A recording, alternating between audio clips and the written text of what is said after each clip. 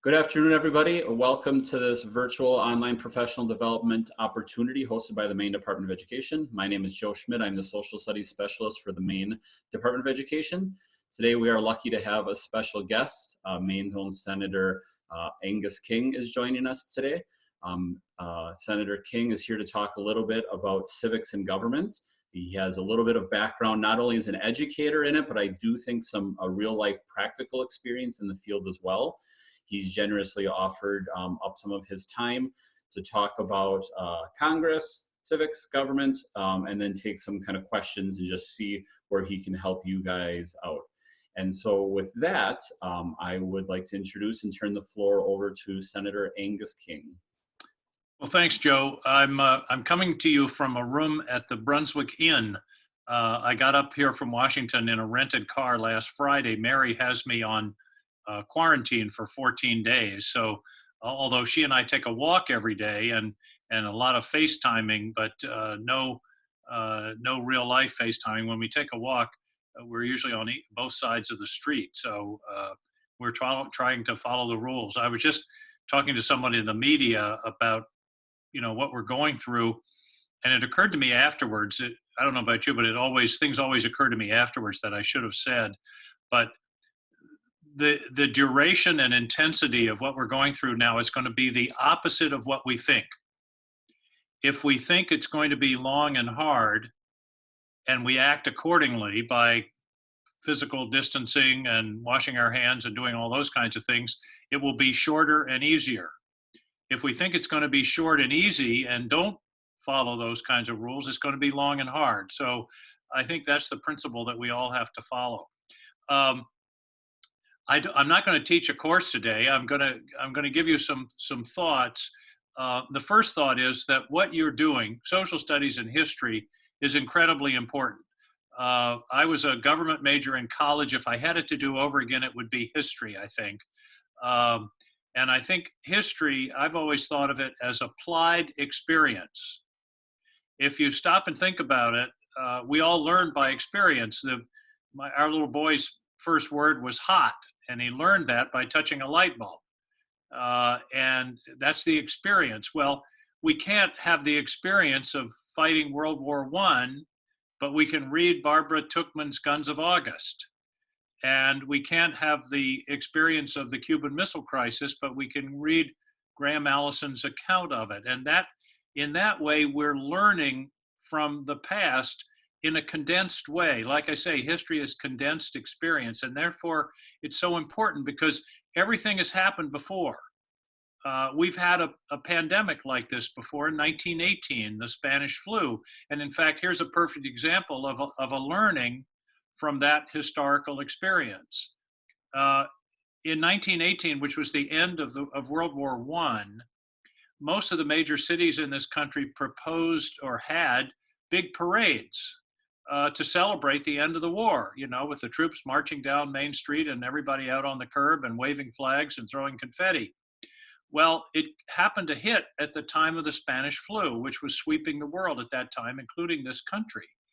And the city of Philadelphia, and this, I guess there's a political science point here too, had I believe, a popularly elected health director who was essentially a politician, and succumbing to the pressure of the business community and the other politicians, they went ahead with their parade and they kept their businesses open. And as a result, in about the next month or two, they lost 12,000 people dead in Philadelphia. St. Louis, a city of a somewhat similar size, took the opposite approach. The health director closed down the parade, closed down much of the city, and over the next several months, they lost 700 people. I think that's a real object lesson to us, that the way to deal with a situation like this, based upon what we've learned from history, is to be overly cautious about preventing its spread. The government can do a lot in terms of helping people, things like the money that's going to be flowing out in the next 2 or 3 weeks to people who are unemployed and to pretty much everyone, support for the state, support for the hospitals, all those things. But the only way we're going to beat this thing is if it stops spreading. And the only way to stop it from spreading right now, before we have a vaccine, is to keep away from one another. And that's what we're all trying to do. So I guess that's a long way of saying that what you're doing is really important. Um, and I should have started with my own sort of credentials. Both of my parents were public school teachers. My mother was an English teacher. My dad was a science and math teacher. He later went to night law school while teaching and waiting tables in the late afternoon, and ended up as a small town lawyer. But they both started out as public school teachers. They both worked their way through college. They were both the first people in their families to go to college. None of my four grandparents went beyond the 8th grade in school. So education was a big deal in our family, and particularly public education. I have an older sister who's now retired, who was also a public school teacher for, I don't remember, 20 plus years in Ohio, and she taught high school social studies. So I come by it honestly, and am a deep believer in education in general, and public education in particular. I'm a product of public schools and public high school myself. Um, okay, so what you're doing is important. What you're doing, I think, is especially important today, and we can talk about this a little bit, but I honestly believe that one of the reasons our country is so polarized and so politically paralyzed is because some time ago we quit teaching civics as a required course in high school. It's taught in some schools, it's not taught in others, but we have a whole generation of Americans that really don't understand the fundamental concepts of how our government is organized. And in fact, one of those individuals is the President of the United States, who really doesn't get checks and balances and why they're important, and why the Congress isn't always going to agree, and why the courts are there, and why the courts are independent and not under the control of the executive. So I really think that that's one of the problems that we have in our country, because we have so many people that don't really understand the basic structure of how our government is set up, and why it's set up, particularly why it's set up the way it is. So that's, and one of the things I want to do is to volunteer for Joe to do at least a 1 session, but maybe a 2 or 3 session recorded session on the government and how it works. And I get carried away. I need a whiteboard, which I don't have here in the hotel room, to draw awkward pictures of the Capitol and lines and balances and all of that kind of stuff. But I want to do that, and maybe it could be helpful to you in your online teaching coming up. So let me just give you a few quick thoughts and about how I approach the teaching of U.S. government. And I have a sort of a lecture that I've given half a dozen times around the state, and it always starts with a Vegematic. Anybody remember Vegematics?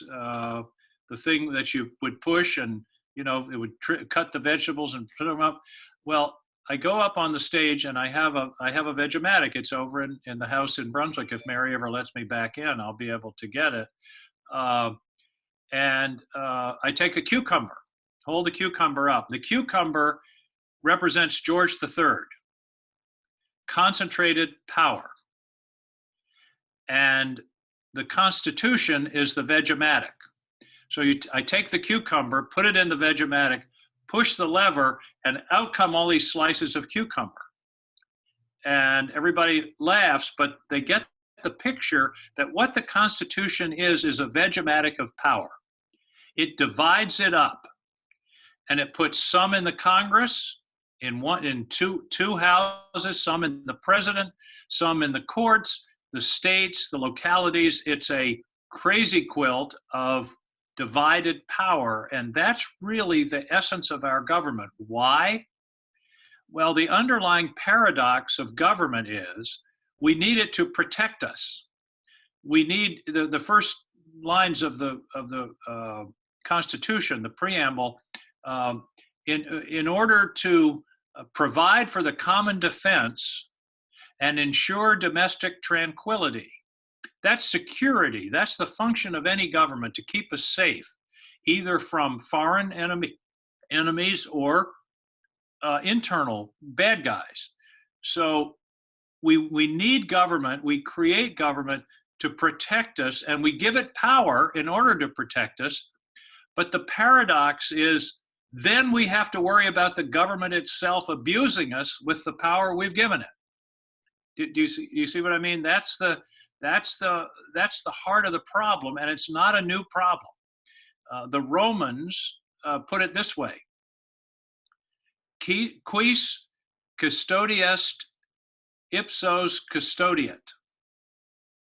Quis custodiet ipso custodes. Who will guard the guardians?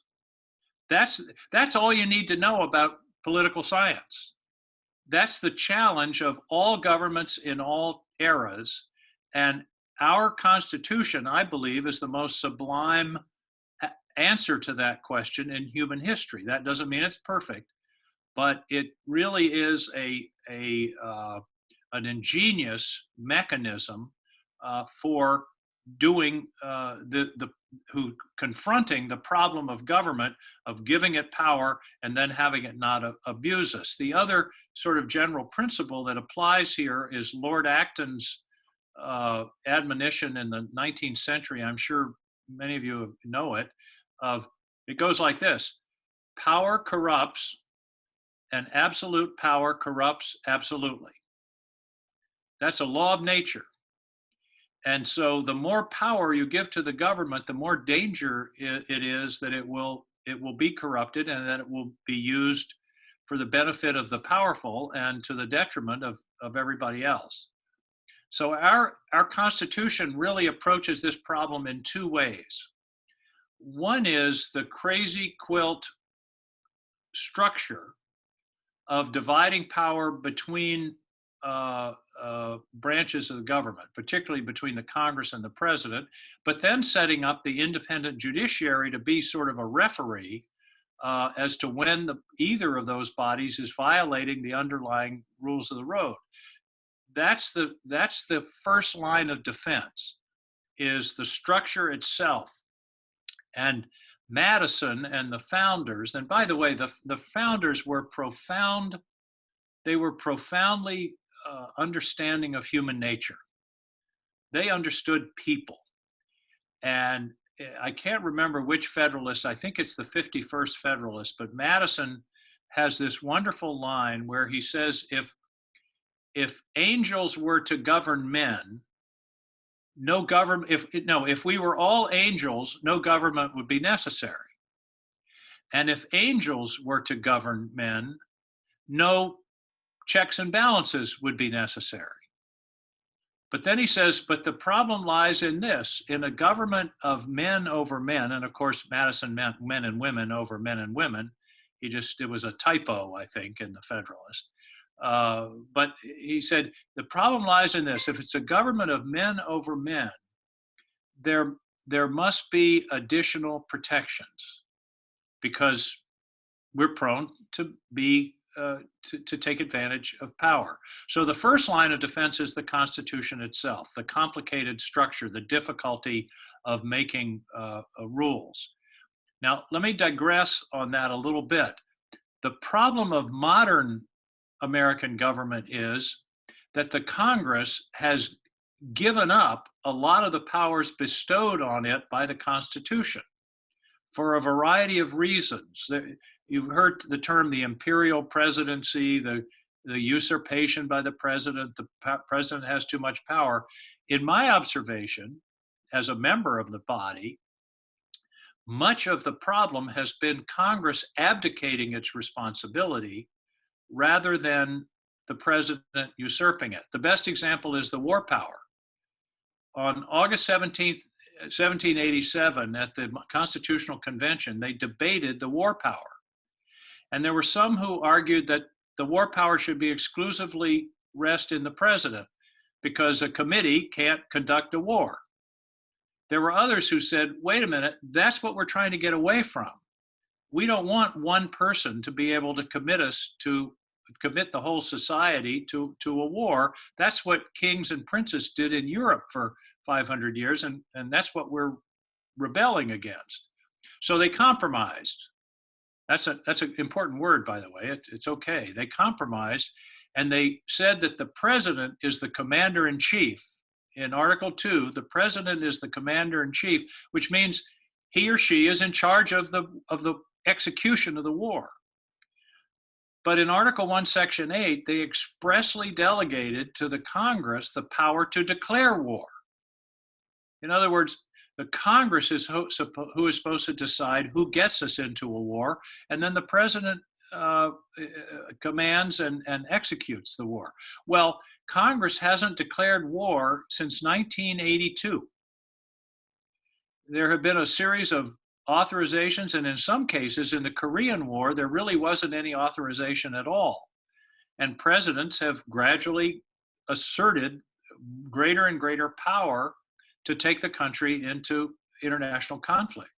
And so that's an example of how we've given up the powers that the Constitution gave us to the executive. Another is trade. Article 1, Section 8 also says that trade with nations is exclusively within the purview of Congress. Congress has delegated that to the president. The president now negotiates trade treaties, brings them to the Congress wholly baked, and Congress has an opportunity to say yes or no, but it's really not very meaningful review of a pursuit that is supposed to be exclusively within the bounds of Congress. Why has Congress given that up? They don't want the responsibility. They don't want to vote on whether or not we should authorize a war with Iran, because if we do and the war goes awry, then they're held responsible. Hillary Clinton and Joe Biden are still having to contend with their vote in favor of the Iraq war in whatever it was, 2005. And that lesson has been learned. And so Congress, as I say, has really given up a lot of the power that it's had. So the structure itself is part of the solution to the problem of how do you divide power. But when they wrote the Constitution, they weren't satisfied. They were still worried that a majority would seize control of all the branches of the government and do things that would be harmful to individuals. The answer to that was the Bill of Rights. And the Bill of Rights I've always thought of as a sort of protective shield around each of us individually, that even if the government goes through this, herky-jerky process and everybody agrees and they pass a law, if it invades those individual rights of speech, religion, freedom of expression, of assembly, to be free from unreasonable searches and seizures. If it violates those, it doesn't fly. It's unconstitutional.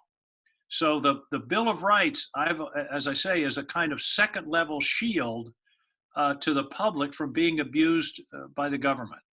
And so that's the way I understand the Constitution, and the more you read it, the more you study it, the more you read about it, you realize it really was an act of transcendent genius that those people who got together in Philadelphia during that hot summer of 1787, it was, I had a professor in college, my constitutional law professor in college said it was divinely inspired. I don't know if I'd go that far, but it really was an act of genius, and it's up to us in every generation to preserve it. Now, the one thing that Madison and his colleagues didn't anticipate was political parties. Madison, they expressly wrote that they hated political parties. In fact, if you read George Washington's farewell address, he has a long section about how dangerous political parties are. So what's happened now is that in our particular situation, when you have a political party that's identical with that of the president in the Congress, they tend to kowtow to the president. I mean, that's happening right now. And so that sort of throws the balance of power out of kilter. Madison thought that the loyalty of the members, the jealousy of the members of Congress of their own power would keep them from allowing the president to usurp it. That hasn't proven to be the case. The best example, the recent one, is the president taking money that was appropriated for Congress by Congress for military construction and using it for the wall, invoking an emergency power. That's a gross violation, in my view, of one of the fundamental powers of Congress, which is the power of the purse.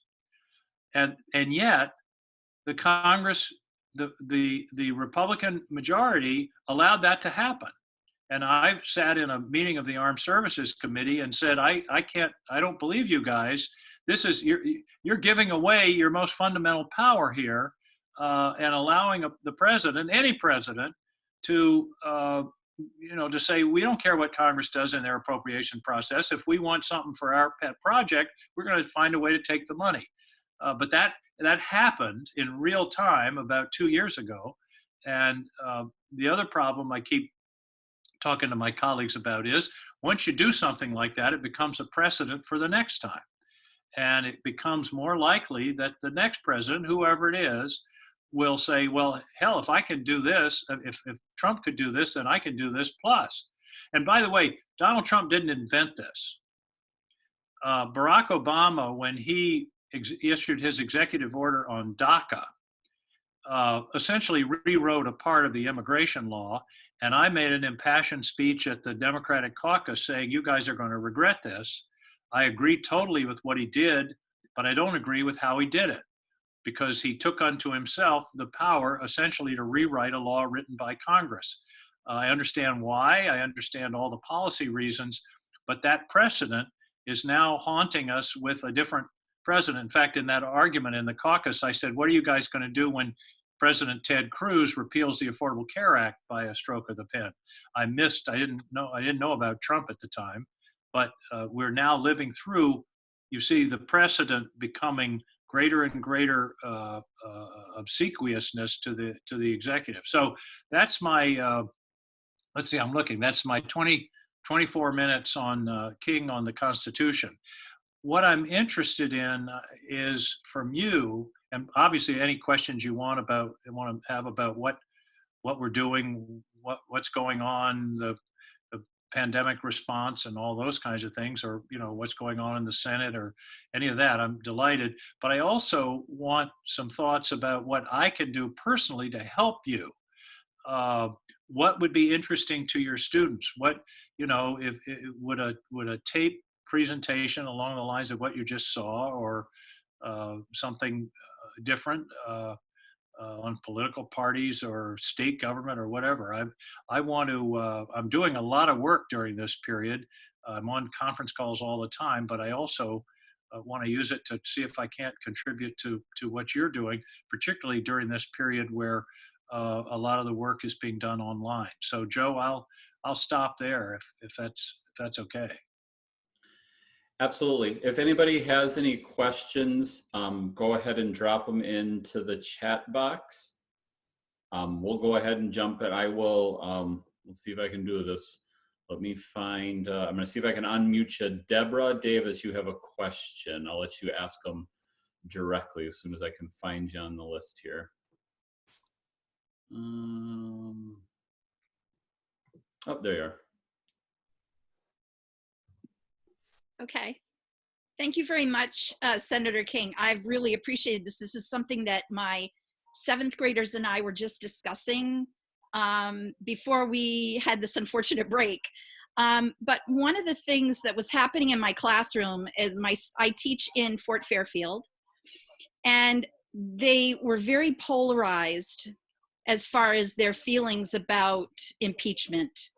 And I'm just wondering if you have any suggestions for teaching students about impeachment. I haven't gotten to that yet, but will be. So I'm just looking for some advice. Well, I think that's a great question. And I think the way to teach it is to try to divorce it from Donald Trump. impeachment is one of the checks and balances. I mean, I think it should be taught in the context of the whole structure, that it's one of, 6 different things that are designed to maintain a balance of power. You go back to, where's the power? To maintain a balance of power between the executive and the legislative, and impeachment is sort of the last line of defense. And there's some very interesting work on it. There's a really good book called Impeachment. High Crimes and Misdemeanors, Impeachment in the Age of Trump. And it was written before the impeachment. And I sort of wish he'd left out the age of Trump part, because the first 200 pages of the book is a brilliant history of impeachment and how it came to be and how it was in the Constitution. Impeachment goes back to 1376. And it was an effort of the Parliament to establish some power vis-a-vis the king. And the Magna Carta was only in the 1200s, so this was within 150 years of the Magna Carta, which was really the beginning of the parliamentary system in England. They couldn't impeach the king, so the early impeachment clause in England was of the king's ministers. And the term high crimes and misdemeanors, which is in our Constitution, comes from English law. And one of the confusing things that's important to teach, I think, and I tried to teach it to my colleagues with a notable lack of success, it doesn't mean crimes in the sense of an indictable crime. It never meant that. It didn't mean that in England. It's a term of art that the framers adopted at the Constitutional Convention. But this book, it talks about every impeachment case in English history, then every impeachment case in colonial history, and then all the impeachment cases in post-Constitution history, of which there have been something like 18. 3 presidents and about 14 or 15 judges have been impeached. And it should be viewed as part of the system of checks and balances, because otherwise what we have, and this is certainly what I argued at the time of the impeachment we just went through, is an elected monarch. The argument, as you heard, was, why do we need impeachment? There's going to be an election. Well, if you think about it, that was an argument to not have an impeachment clause, because the Constitution said there was always going to be an election every 4 years. So why did they even bother to write one? And they wrote it because of a concern of what could happen between elections, and that they expressly didn't want an elected king. Although a funny thing happened in the middle of the trial. We'd go till 9 or 10 at night, and there was all this talk about, we don't want an elected king. And one night, just after the Chief Justice hit the gavel and adjourned us, I stood up and sort of shouted, "What's wrong with an elected king?" And I got a pretty good laugh from my colleagues. But anyway, I think you need to teach it. I would teach it as part of the system of checks and balances. It shouldn't be used promiscuously. Here's an important point. It should never be used because of policy difference with the president. Because then, if you could impeach a president because you don't like his or her policies, whether it's immigration or gun control or whatever it is, you're then substituting your values for those of the people who elected that president. And you've become a parliamentary system where the executive is essentially an extension of the legislature. In a parliamentary system, it's impossible to have one party controlling the legislature or the parliament and another the executive. The executive is part of the parliament, and that's not our system. And that was a powerful argument made by the president's lawyers, but I ultimately found it unpersuasive, given what I thought was the egregious nature of the president's conduct. But anyway, I think that's the way to approach it. You should be able to teach it without ever mentioning the word Trump. Just say, this is a check and balance, part of the Constitution. Here are these other 6 things, separation of powers, vetoes, 2/3 votes on treaties, all the different things that are in there. And one of them is to be sure we don't have an executive, whoever it is, who is corrupt or misuses the office, abuse of power. And I posed a question during the impeachment trial to the counsel for the White House that actually, that for some reason, they sent them back to us. The Chief Justice read the questions. They were on little cards. So I have it framed in my office. And here's the question I asked. What if a president, I said a president, not the president, what if a president called the Prime Minister of Israel and said, I am going to cut off all of your military and foreign aid support unless you come to the United States 2 weeks before the election and charge my opponent with anti-Semitism? Would that be okay? And they sort of flummoxed around and didn't answer the question. This was to the president's lawyers. They didn't answer the question. And then one of my colleagues, about 10 minutes later, when his question came up, he stood up and said, I'm not going to ask my question. I want you to answer Senator King's question. And they flummoxed around for another 5 minutes. And in the end, they said, well, that would be wrong. But I don't think you can really distinguish my question from what actually happened with regard to the Ukraine. So anyway, that's the way I would approach it. It's part of checks and balances. It's an important check on overreaching by whoever the president is. I'll try to be less long-winded next time. Thank you to everybody who is dropping stuff in. I dropped in a resource. Senator, you might have heard about this. I told Mary about the More Perfect album. She said she was going to have you guys listen to it on a road trip. But I did drop in a link. Thank you to those who are dropping in suggestions for future lessons. I'm noting those. But Senator, I've kind of combined a couple questions here. Thinking about what we have now in a pandemic crisis, what are some of the things you think kids would need to know about personal civil rights versus the common good? And then where does federalism play in this when we're talking about states versus federal? So in the idea of this current pandemic, what about us at an individual level versus common good? And what about states versus the federal government, however you want to approach that? Well, one of the fundamental conflicts in modern but world politics is the conflict between equality and liberty.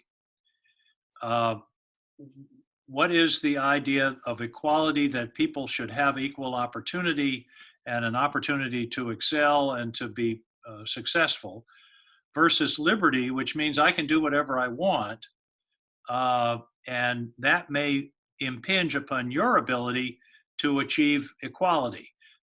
John Stuart Mill said, you have the absolute right to swing your fist until the instant before it touches my nose. That's the sort of, there are limits to liberty. And we're experiencing it right now. We're being told by our government, you can't go to a restaurant. That's an impingement upon our liberty, but it's in the service of security and safety for everyone. And indeed, this is a dispute that's playing out across the country. As you know, there are some states that have been very slow to impose restrictions on social activities and meetings of large groups. And it's interesting, if you go to the data, and I looked at it just last night, the states that have been slower to do that are seeing a faster increase in the virus. It's not perfect. It's not a perfect correlation, but there is a correlation. And I think that's an indication. So I think what you tell your students is, yeah, we are free to do what we want. That's a principle of being an American, unless it's harming other people. And you don't have the right, as John Stuart Mill said, to hit my nose. And you also don't have the right to, pass me the virus. And young people, I think, especially need to understand this, because it's not necessarily their own well-being that's at risk, but it's their neighbors, their parents, their grandparents, and other people. And I think we're starting to sort of get that. But I think it could be taught in an interesting concept, concept of the conflict between liberty and security. My favorite example on this point is the homely traffic light. The traffic light, and I realize all our towns don't have them, but where they exist, the traffic light is a gross violation of your liberty. You have to stop at a red light, it's violating your right to drive straight through that intersection. But it's in the service of keeping you safe, because if you do stop at the red light, you're not going to get hit driving through the intersection. So I've always thought the stoplight was a good example of one of my old professors used to call it freedom through unfreedom. You're losing your freedom to go through the intersection, but you're gaining the freedom to not get killed when you do so. And that's sort of a good image of the way government's supposed to work. Another one that's kind of combining a couple different questions.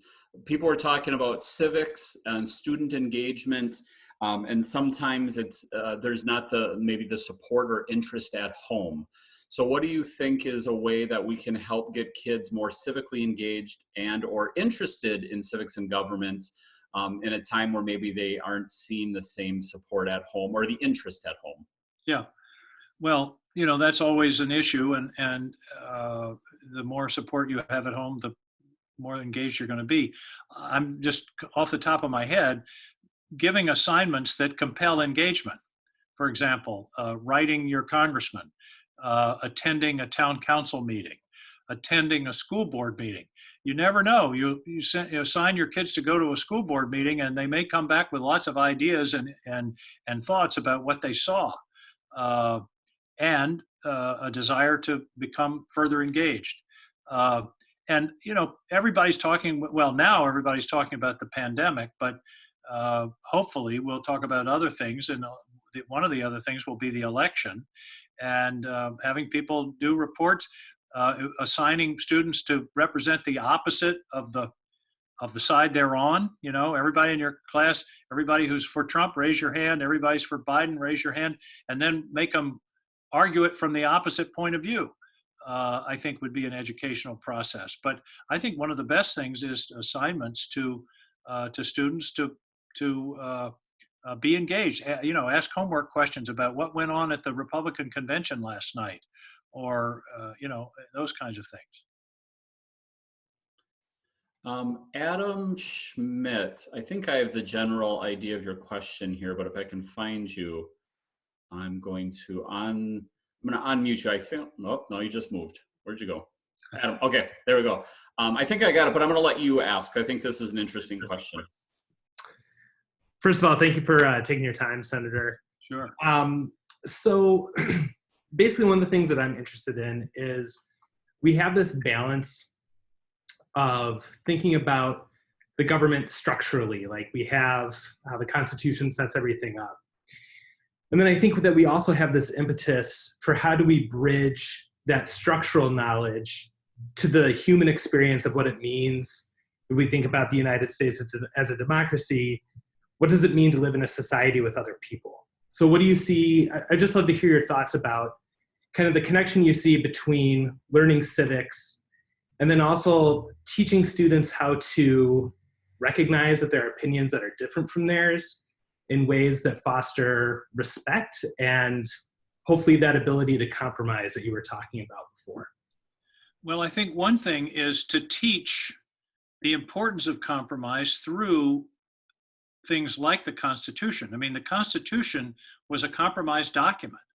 It's full of compromises. The one I mentioned about the war powers, a small one. The biggest one, in fact, I remember learning it in whatever it was, 6th grade, of the Great Compromise, which was what almost broke up the convention, which was the representation in Congress, whether it should be of the states or of the people. And there was the Virginia, I think the New Jersey plan and some other plan. And the big states were very worried that if the Congress was all based on population, that they would lose their own special role. The smaller states thought that they were going to be buried. So they ended up creating 2 houses. The US Senate is the product of compromise. They had one house that was based on population, the House of Representatives, and the Senate was to represent explicitly the states. And in fact, until I think it's the 17th Amendment, US senators were elected by the state legislature, not by the public. It wasn't until 1916, I think, that US senators were popularly elected. The design was that they represented the interest of states, and the House represented the interests of the people generally. So that's a way to talk about compromise. Also, frankly, the Constitution is full of compromises about slavery. It doesn't mention the word slavery, but it certainly alludes to it. And you know the famous 3/5 compromise. The South wanted, lots of members of Congress, but they didn't want black people to vote. They were slaves. They didn't want slaves to vote. And the Northerners said, well, if you don't let them vote, then you can't count them. So they compromised, and the Constitution counted slaves as 3/5 of a person. So if you had 1,000 slaves in your state, you could count that for population purposes. It counted as 600. That's a classic compromise that was in the Constitution. And frankly, we couldn't really. There were a whole series of compromises about slavery until the Civil War, throughout the early 1800s. So I think you teach compromise. Here's what we've done historically, and then have the kids try to work out a problem themselves that necessitates compromise. Here's a real problem that's implicit in your question. We have reached a point in this country, and I see this in Washington, where compromise itself is a dirty word, where you can lose your election not because of your position on immigration or abortion or nuclear power, but on whether you're seen as a compromiser, whether you're seen as a person who speaks to the enemy.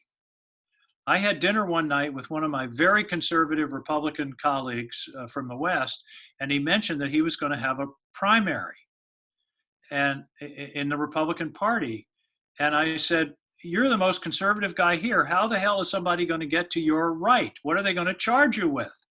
And his immediate answer was being reasonable.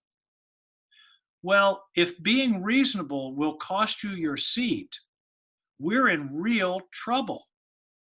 And that's a function of gerrymandering, where the primary is the election for all intents and purposes, or states that are so red or so blue that it doesn't, whoever gets either the Democratic or the Republican nomination effectively has the election. And that means that the activists, the most active people on both sides, either party, tend to control the nomination, and they don't want to have anything to do with somebody that's trying to solve problems. I'll give you one more example. I have a good friend in the House named Tom Suozzi, who's a Democratic congressman from Long Island. He was the chair of the National Prayer Breakfast. He's a Democrat, but there's always a Republican chair and a Democratic chair. He was a Democratic chair of the National Prayer Breakfast this past February. He's at the prayer breakfast. The President of the United States always speaks, going back to Eisenhower. Trump is there. Somebody takes a picture of my friend Tom with Trump, standing next to him. His opponent is now using that in an ad in his district back in Long Island, saying, look at this guy, he talks to Trump in the Democratic primary. And so this guy, I don't know if he's going to have any problem, but the point is, if you're seen as someone who's willing to talk to the other side and try to solve problems, that in itself can cost you your seat. That's really dangerous. So please teach them. Compromise is a good thing. Senator, here's another combo one, kind of asked a couple different ways, but I'll ask this.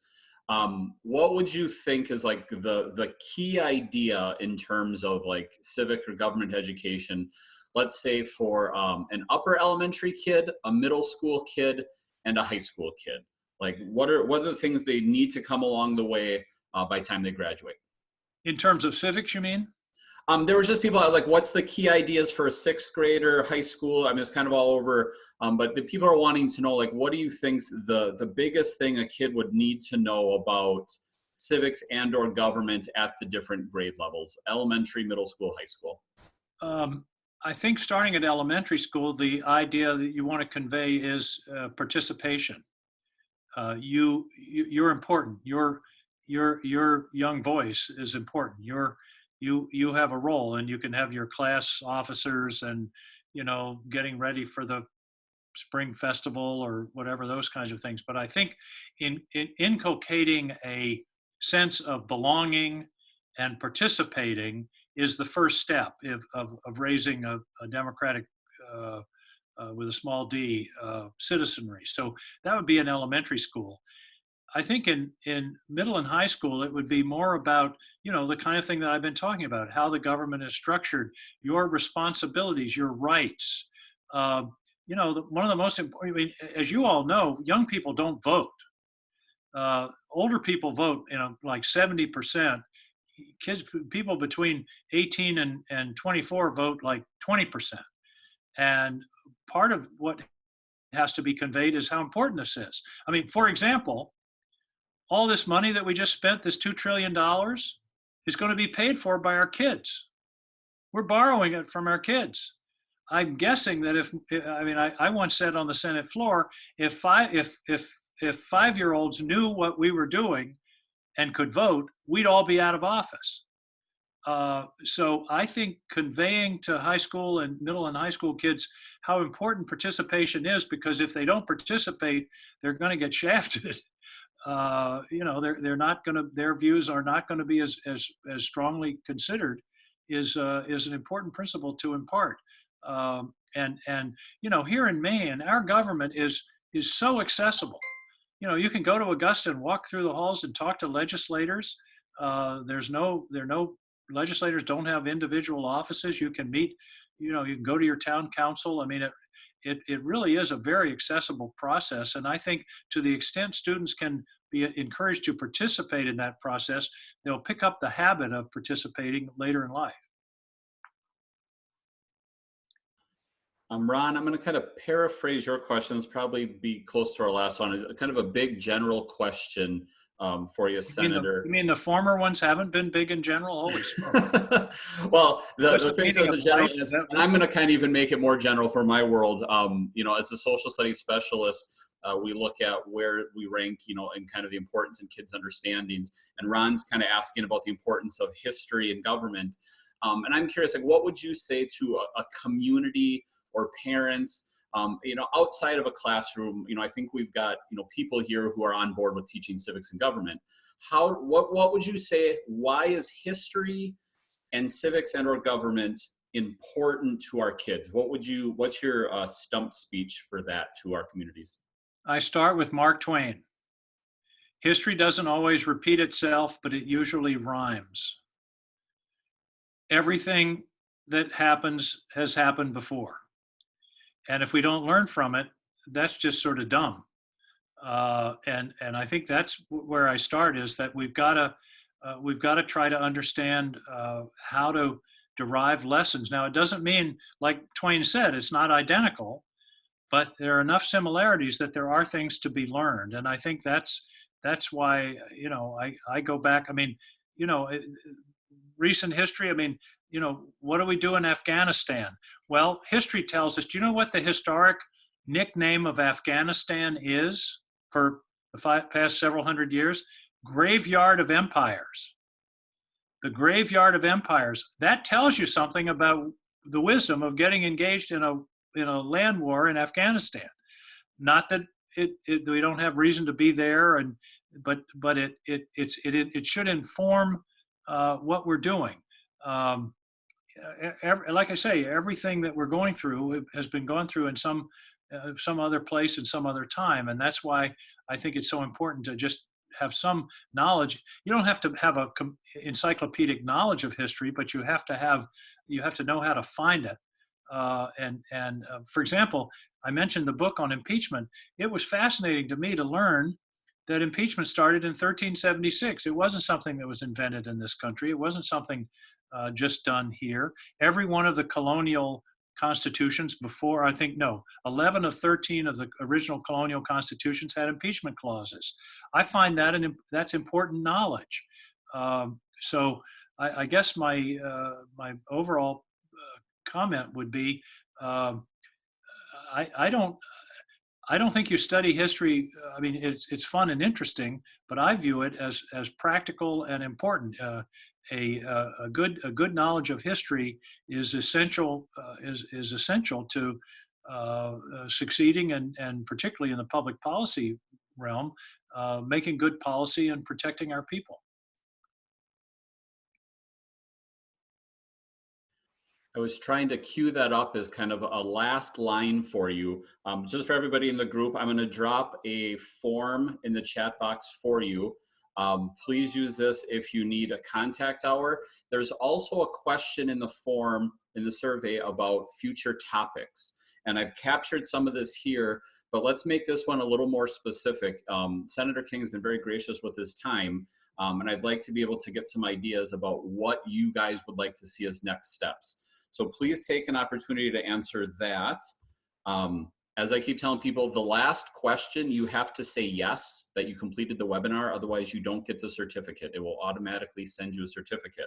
Do I get a certificate? If you would like, Senator, I will make sure we get you one. I'd like an honorary certificate. But don't forget, Joe, I am available to try to record some things that could be used in the classroom if teachers feel that would be worthwhile. I just think it would be fun and give me an opportunity to to try to share something with our kids. Yeah, and we do have ideas so far that I've recorded. What does the day in the life of a senator look like? How do state powers operate? The role of a governor in that, and some other ones. We'll capture that. But while they're working on that, I'll give you, if you have any other just kind of closing thoughts, ideas, in the situation we have as a big picture, as a country, or is the situation that our teachers currently have? Is there any closing thoughts you have? Well, this is a tough time. There's no sugarcoating it. This is tough for everybody. Particularly tough for you because your profession is contact with lots of people every day, and sharing your considerable knowledge and experience with those kids. So I know that's hard. I also know that we're going to get through it, and I think it's going to get worse before it gets better. But hopefully we're going to be able to pull through this in a reasonable period of time, and we'll look back. We'll all have something to tell our grandchildren that we lived through the great pandemic of 2020.